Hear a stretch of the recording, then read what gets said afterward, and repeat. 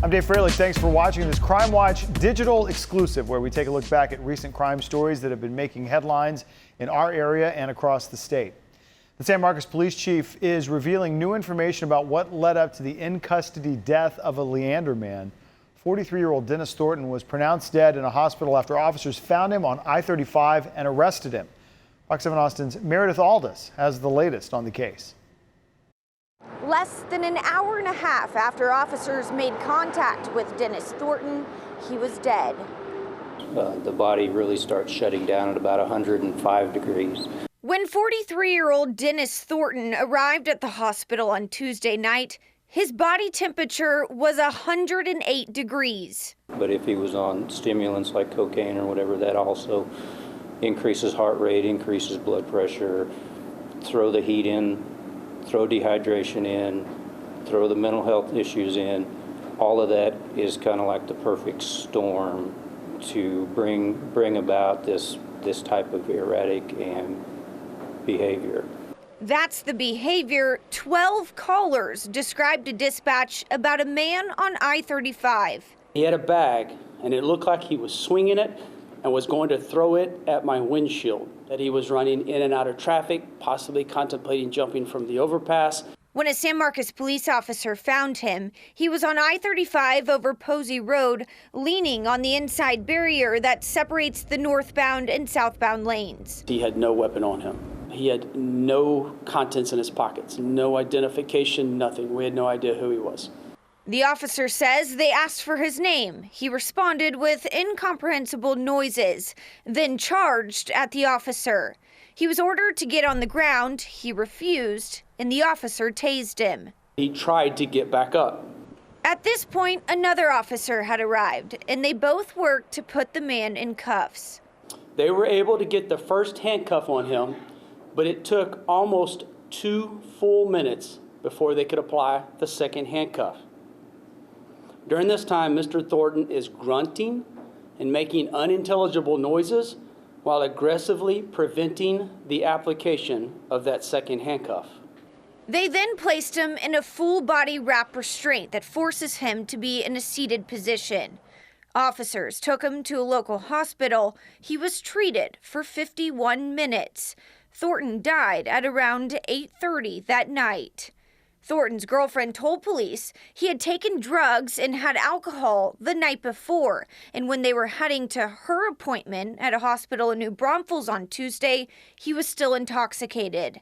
Video surveillance shows Thornton left the hospital at around 1:45 in the afternoon. Based upon the girlfriend, he did not have a vehicle and he did not take her vehicle, so we would assume he was on foot.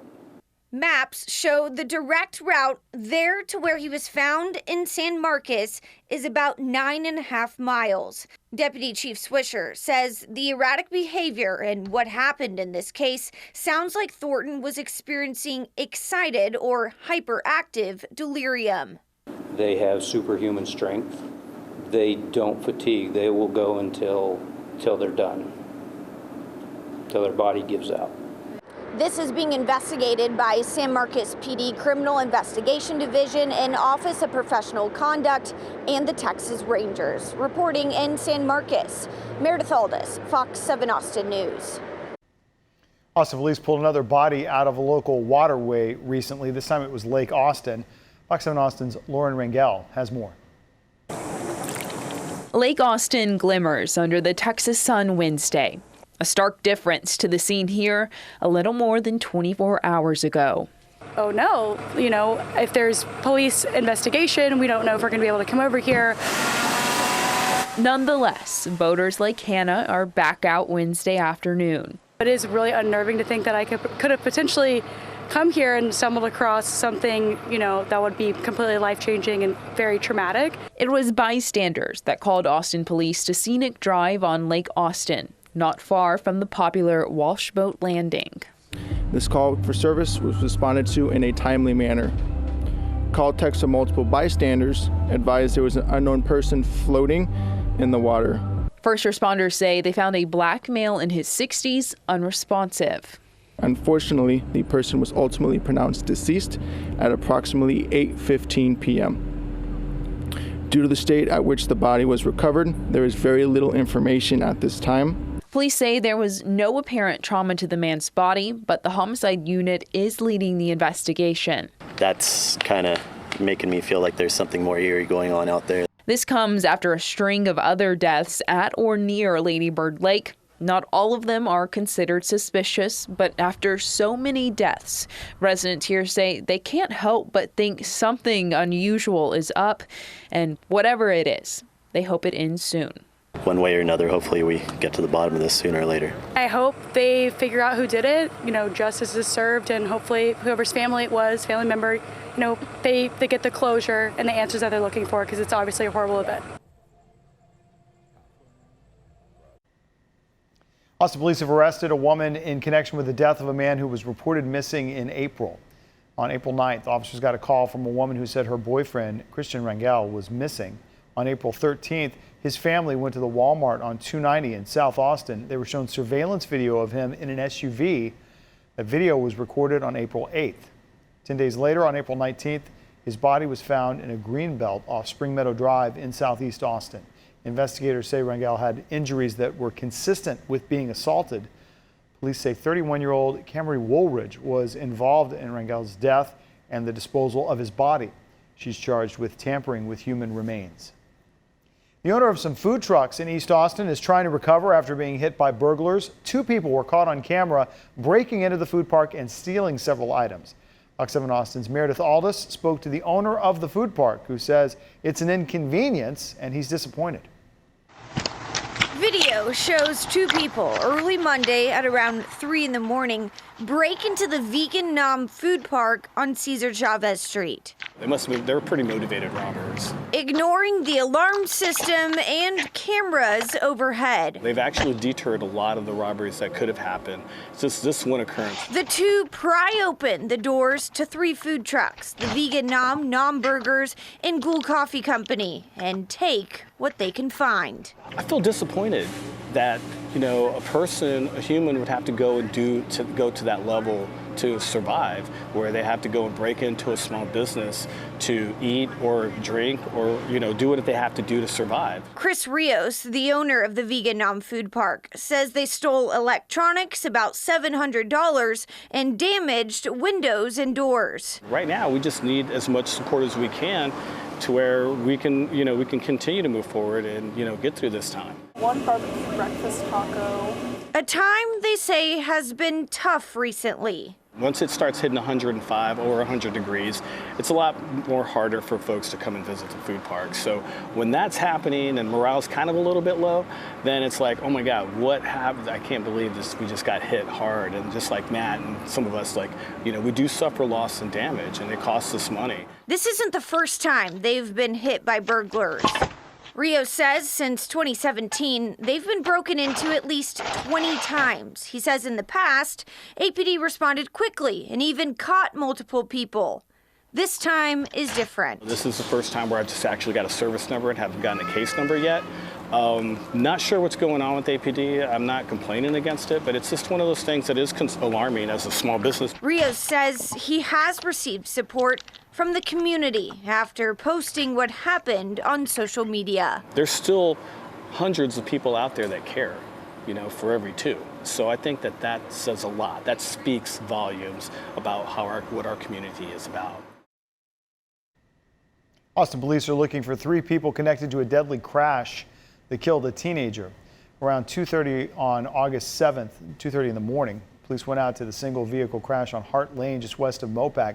Police say they found a critically injured 16-year-old, Andrew Reyes. He was taken to the hospital but never recovered and died the next day. Police say the driver involved and 2 other passengers took off. If you know anything about the incident, you're asked to please call Austin Police. Cedar Park police made a major stolen electronics bust. This was the haul officers found on August 7th. They say it was inside a stolen vehicle from the Houston area. The value of the goods estimated to be more than $8,000. Police arrested 3 suspects. A Bastrop County grand jury has indicted 42-year-old Jerry Hernandez in connection to that deadly school bus crash earlier in the year. Back in March, Hernandez was driving a concrete company truck on Highway 21 when when it crossed over the double yellow center stripe into a Hayes CISD bus carrying 44 preschoolers and 11 adults who were headed back from a field trip. 5-year-old Ulysses Rodriguez Montoya was killed. A TxDOT report says the truck continued across traffic and hit the front of another vehicle, killing UT graduate student Ryan Wallace. A Bastrop County grand jury indicted Hernandez on 2 counts of manslaughter and 2 counts of criminally negligent homicide. The indictment says he took no evasive action to avoid hitting these vehicles, and he admitted to using marijuana the night before the crash, cocaine the morning of, and said he only slept 3 hours the night before. Hernandez is expected to be back in court on October 28th. His new attorney did not return Fox 7 Austin's calls for comment. A federal grand jury has indicted a Honduran national for 2 armed robberies in Austin. 25-year-old Christian Lopez Burgos is accused of robbing a convenience store on New Year's Eve of last year and another in early February. Prosecutors say at both of the robberies, he had a gun and even fired it several times at a victim in the most recent case. Charges against him include 2 counts of robbery, 1 count of brandishing a firearm, and another count for firing it.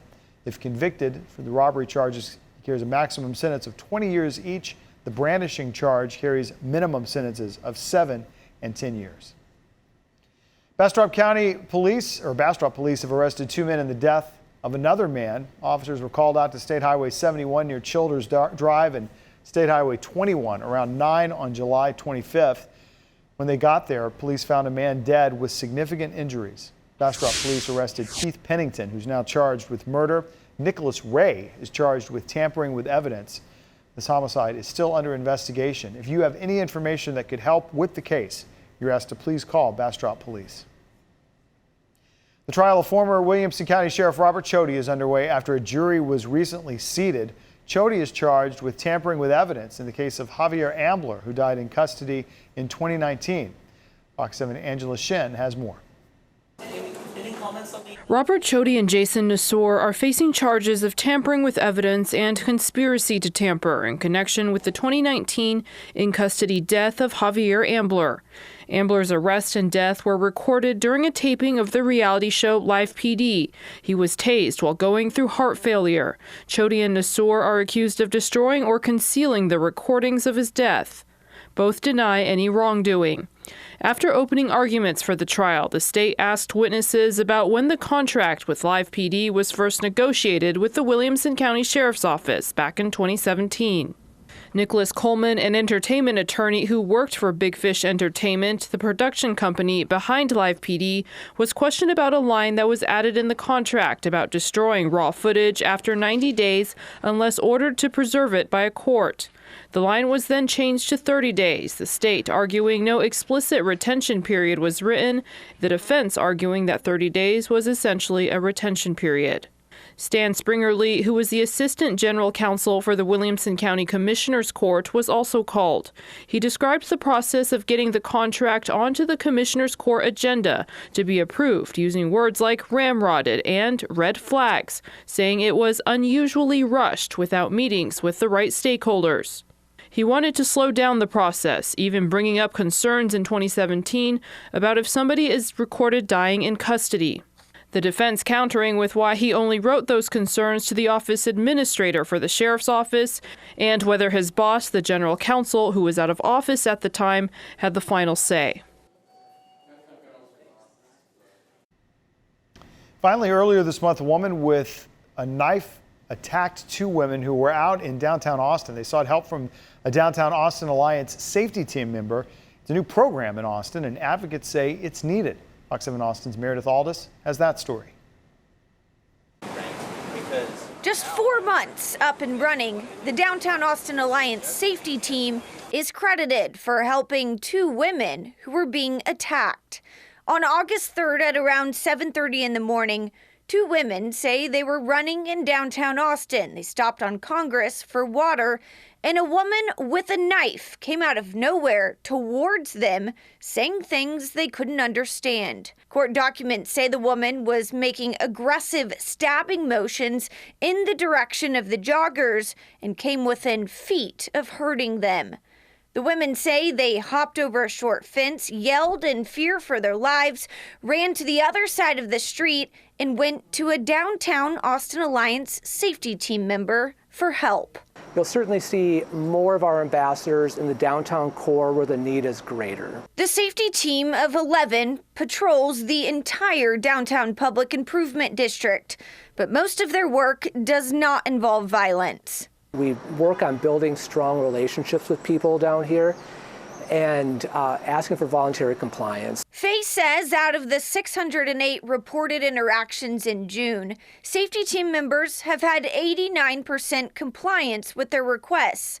Most of their interactions are with the homeless community, enforcing the sit, lie, or camp ordinance. We do not take a harsh stance or a hard approach on people. It's really about making people aware, educating, and asking for compliance. Faye says this unarmed team is different from the Austin Police Department, but with about 500 vacancies at APD, this service is needed. The Class C misdemeanors were not a priority for APD, and understandably so. There are bigger crimes for APD to focus on.